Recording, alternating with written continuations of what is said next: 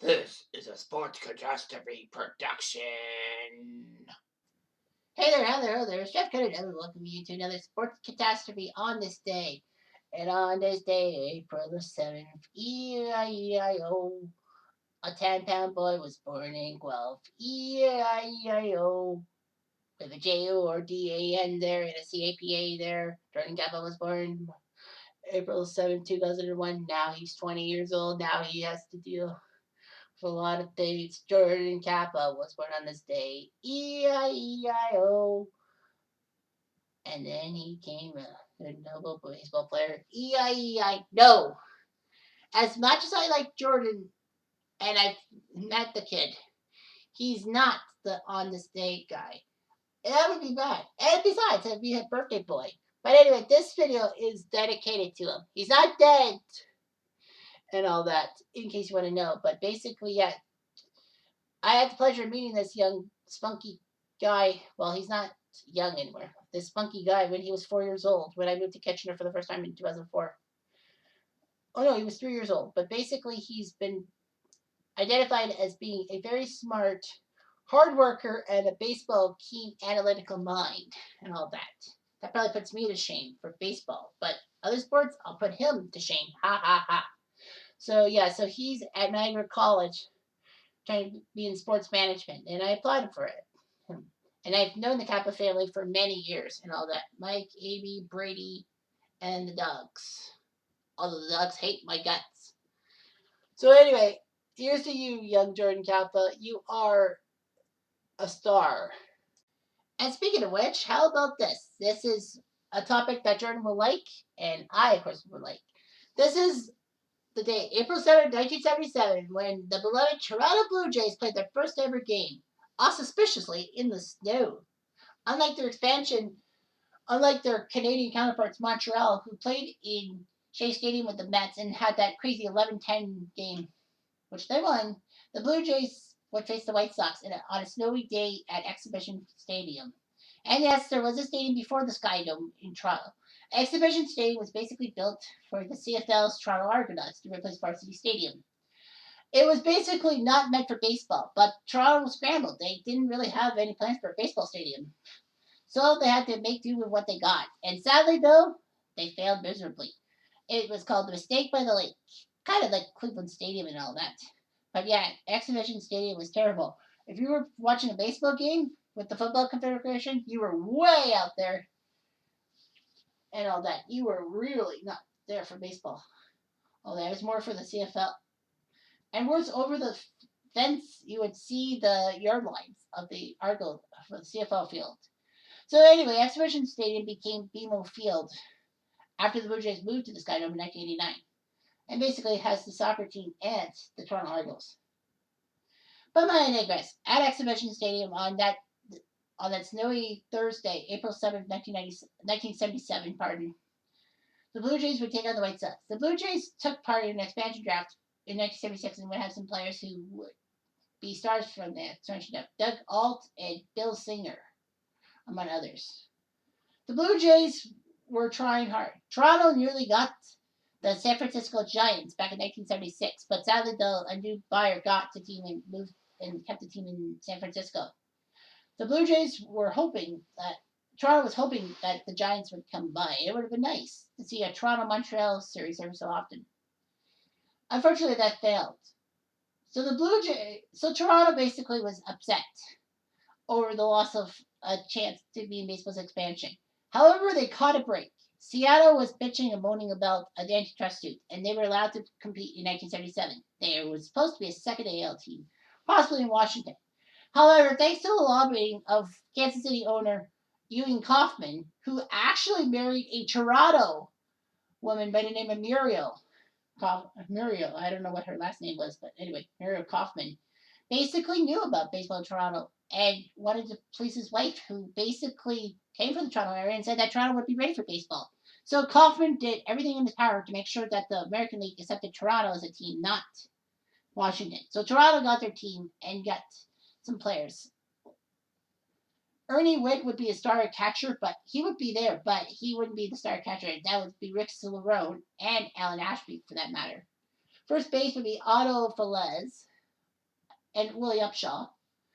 Second base would be basically Pedro Garcia and Dave McKay. Third base would be Roy Howell. Shortstop would be, I don't know. Alfredo Griffin came in a few years later, but I don't know who the shortstop would have been. But anyway, the outfield, I would say Bob Baylor. I don't know if I said Bob Baylor once, but anyway, yeah. And then the outfield would have a lot of moving parts in it. Rick Bossetti. No, wait, that was not 77. I don't know much about the outfielders in 1977. Elvis Woods, I think, was. But anyway, Doug Auld was the hero of the day, April 7th, 1977, as he and the Blue Jays won 9-5 against the White Sox. It was weird. They almost postponed the first game in Blue Jays history, but the commissioner, Brewy Coon, said, we got to play. So basically, they played. And it was classic. The White Sox scored a run in the top of the first inning, but then the Blue Jays came up. 2 strikeouts. The fans were really booing, but Doug Auld said he knew he had to hit a home run, and thankfully he did. He went in the power alleys for a home run, and then in the fourth he came up with a home run over right field. The White Sox right fielder flipped his glove up in the air, saying that, damn it, I can't catch the ball. You just hit a home run. And the Blue Jays went on to win the game 9-5. Doug Auld would basically be one of the first stars of the Blue Jays. The expansion Blue Jays didn't do so well. However, later in the season, September 1977, they had the greatest expansion game ever. They went to Yankee Stadium against the New York Yankees. The score was 19-3, but not for who you think it was. It was for the Blue Jays. The Jays sent the Yankees to their worst home loss in 5 decades. At that time, September 1977, it's like, holy crap. And this team was dead last in the AL East. Man.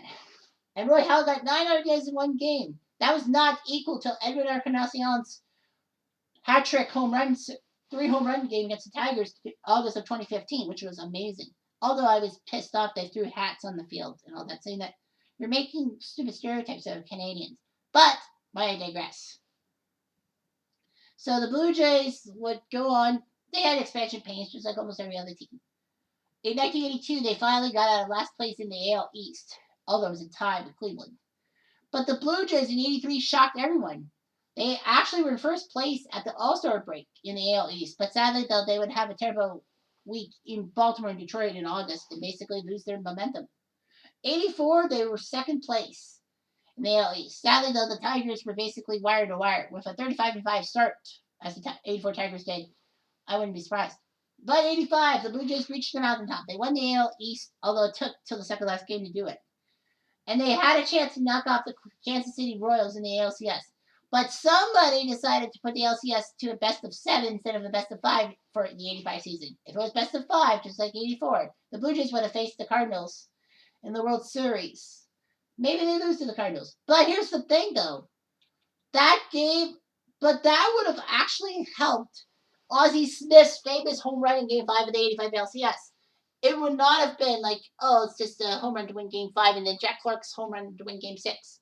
Sent the Cardinals to the World Series. That would have been a pennant-winning home run, similar to Bobby Thompson of the 1951 Giants. That would have been awesome. Ozzie Smith would have had his home run be higher in the annals of history. But anyway, the Blue Jays would, took that 3-1 series lead in the LCS. As we all know, the Roast ended up winning the World Series. 86, not really good. 87, the Blue Jays were in first place in the final week of the season, but lost 7 straight games. And the Tigers just basically overtook them. 88, nothing much. 89, they actually fired their manager mid-season for the first time ever. And Cito Gaston basically shocked everyone by taking the Blue Jays to the final weekend and getting them the AL East over another Cinderella, the Baltimore Orioles.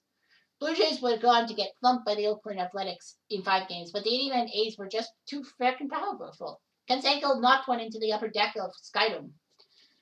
1990, the Blue Jays were close, but lost out on the final day of the season. 91, they won the AL East, but the Twins beat them in 5. 92, they reached the promised land. Not only did they win the division, they won the LCS against the hated Oakland Athletics, and then beat the Braves in the World Series in Game 6, an epic Game 6 at that. And then everyone knows about Joe Carter's home run in 1993 to win the World Series for the Blue Jays and all that. And the Jays were just skyrocketing. But then the fucking strike in 94. But they sucked in 94 anyway. Then the Jays had some off years, having to fight with Boston and the Yankees in the same division. 2015, they finally made the playoffs for the first time in 22 years. They beat Texas in a shocking LDS final, and then they went to the LCS, but Kansas City beat them in 6. 2016, they won the wild card game against the Orioles to face the Rangers. They took down Texas 3 straight, which shocked a lot of people, and then Cleveland's bullpen just ruined us. Blue Jays went to the playoffs last year in 2020. It was kind of tainted because it was a short season and the Tampa Bay Rays got us.